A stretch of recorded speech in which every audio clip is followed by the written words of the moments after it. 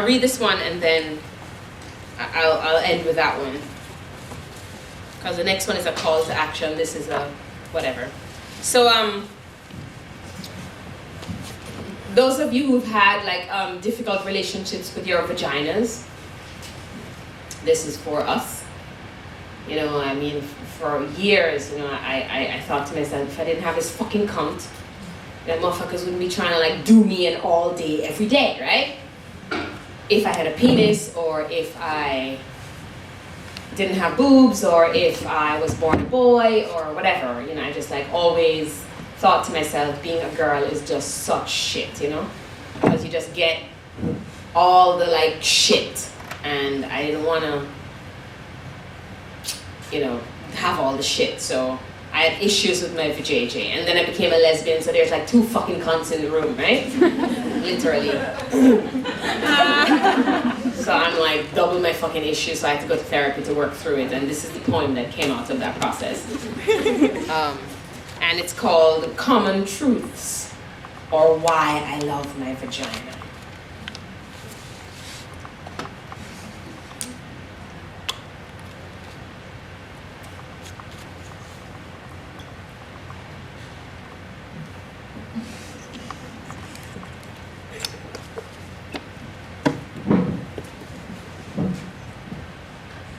Good suction for you, right?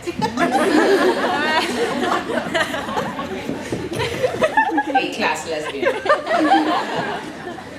I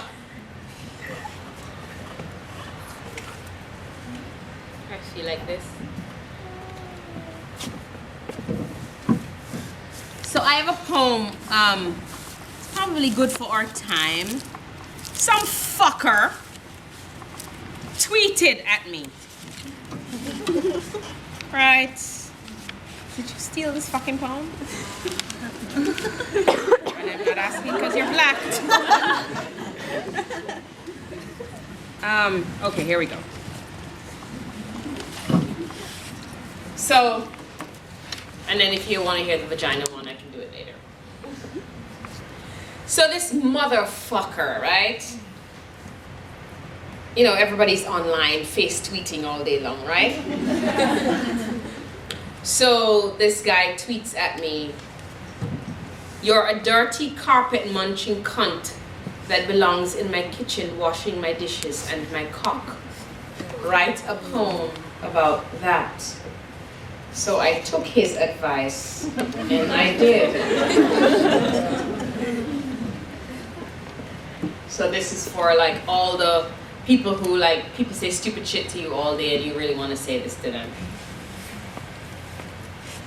Obviously, you're a rotting dick, an asswipe, an open sore existing amongst the worst tumors that plague humanity. You are an apology someone should have made to women centuries ago. Today, you remain a very good reason abortions should remain legal and available to every woman who finds herself carrying the figurative fetus of your fetid misogyny. Get the fuck out of my womb, you hater of your own origin. You forget you came from some woman's cunt. The pussy you so deride provided path for you to get here spewing your sick soliloquy. Your existence also makes good argument for capital punishment.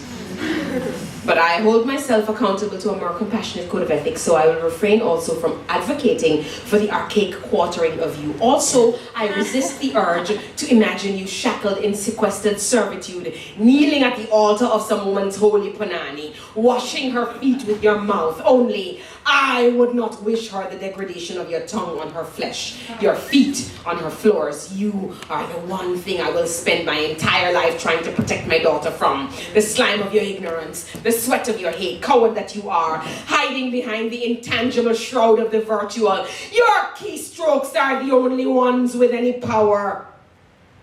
Impotent, unimportant little man, you splatter the male identity with the putridity you exude. Rotting apple, gonorrheal wound refusing to heal. You would have us conclude that most people are like you.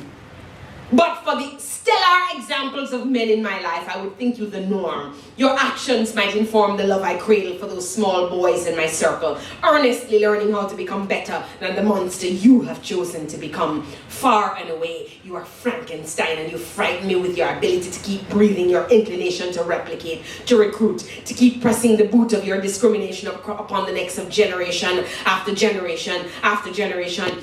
The only thing that prevents me from raising arms and going guerrilla after you with guns is a collective dedication to the eradication of your kind across all the borders of feminism and race and spaces held wire against the throat of equality. Women continue to resist your kind with heart and body. We resist you with cunts and collarbones. We kill your cowardice in our kitchens and our bedrooms. We rebuke all you offer as fact. The act of tweeting something does not make it true, you ignorant motherfucker. You are only a narrow opinion constructed poorly.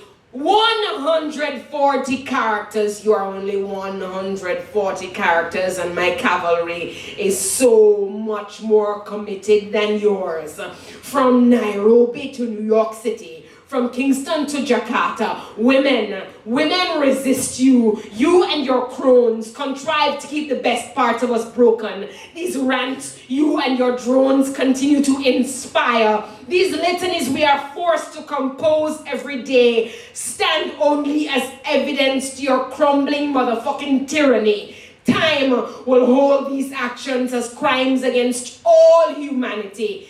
As it was with every disease before you, the strongest, most admirable parts of being human, of being woman, will keep adapting over and over again. Watch us adapt in this day and age. Watch us morph, hatch, give birth to a power reminiscent of Harriet and Sojourner, of Winnie motherfucking Mandela. History has already shown us what doesn't kill us will only make our resistance stronger. Are you hearing me, motherfucker? What does not kill us will only make our resistance stronger. What does not kill us will only make this resistance stronger.